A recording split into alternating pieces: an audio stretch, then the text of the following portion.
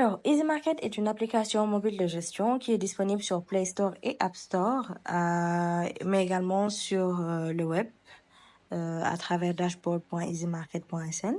Donc, lorsque vous rentrez sur l'application, vous avez vos indicateurs de performance, le chiffre d'affaires, le coût, la marge. Vous pouvez les filtrer par période, donc aujourd'hui, semaine ou mois. Vous avez également le nombre de commandes impayées pour les recouvrements, le nombre de commandes par canal. L'objectif, c'est de savoir quel est le canal d'acquisition le plus performant pour vous. Est-ce que c'est WhatsApp? Est-ce que c'est Instagram, etc. Vous avez également les meilleures ventes. Donc, pour chaque produit, on vous calcule le nombre de fois que cela a été vendu. Maintenant, pour avoir toutes ces données, il faut d'abord ajouter ces produits. Vous pouvez commencer par les catégories. Par exemple, vous définissez toutes vos catégories de produits en cliquant sur ce plus, nom de la catégorie, s'il y a une promotion, vous la mettez, etc. Quand on vient dans produit, on a deux façons d'enregistrer des produits.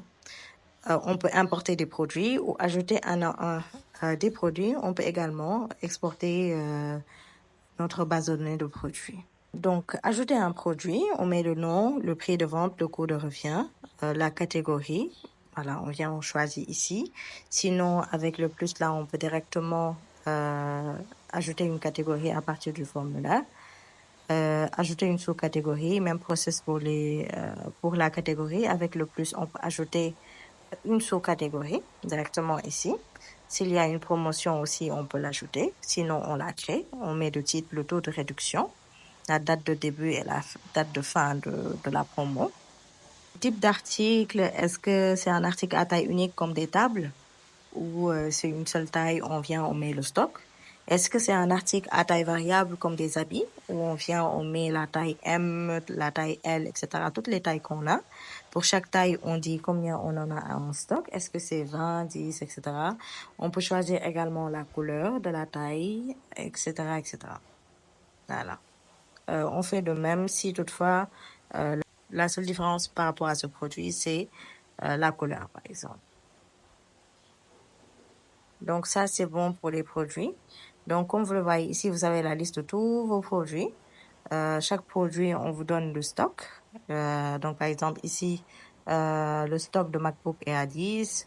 Le prix de vente, c'est 500 000. Et le nombre de fois que ça a été vendu, c'est 4. Et c'est dans la catégorie ordinateur. Quand on vient ici au niveau de commandes, on a la possibilité de filtrer nos commandes pour voir les commandes partiellement payées. Par exemple, si une personne nous donne une avance, dans cet exemple, la personne nous a donné 90 000 et le reste à payer, c'est 10 000. Donc ici, je peux venir ajouter le dernier règlement que la personne nous a donné, dire que voilà, la personne nous a versé l'argent par Orange Money et on enregistre. Voilà. Donc là, le reste à payer est 0. Même chose pour impayé. Si la personne nous paye, on rentre dans la commande et on ajoute les règlements. Voilà, enregistrer un règlement, etc.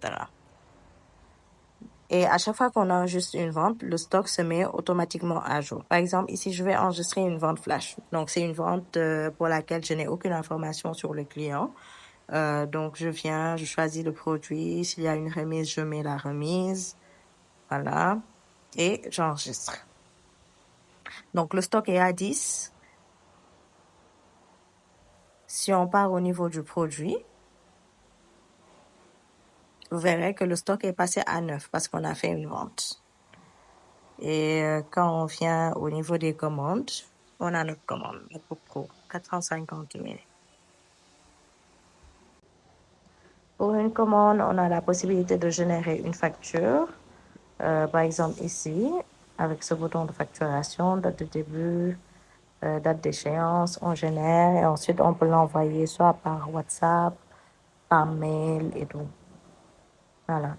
Dans la facture, on a le logo, on a la signature et on a le statut du paiement. Il est également possible de générer un ticket de caisse avec Easy Market grâce à ce bouton-là. Vous avez la possibilité de créer un compte vendeur. Donc, dans vendeur, vous avez la liste de tous vos vendeurs, le chiffre d'affaires qu'il vous a apporté. Voilà, donc eux, ils ont des accès limités. Je vais vous montrer un exemple.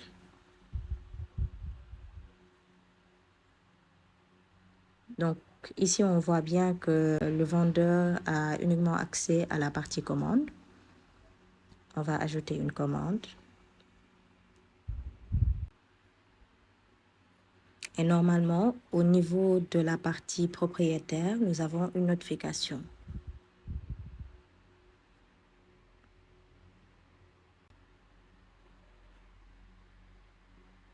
Commande enregistrée par Fatou Badiane il y a quelques secondes.